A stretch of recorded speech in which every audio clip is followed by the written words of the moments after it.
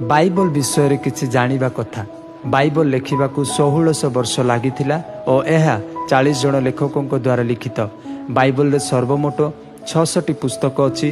तन्मध्यरु 39 पुरातन नियम रे और 27 नूतन नियम रे अच्छी।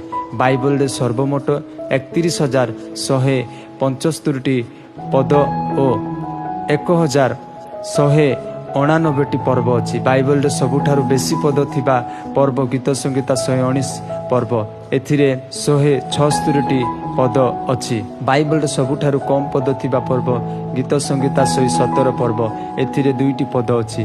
बाइबल रे सबुठारु बड़ पद दानिएल 5:23 पद और सबुठारु सान पद जहन 11:35। बाइबल रे थिबा सबुठारु बड़ नाम जिसाया 8:1 पद रे अच्छी। मेहेर सालल हासबस। बाइबल रो मध्यवर्ती पद हेउची गीत संगीता 118:8 पद।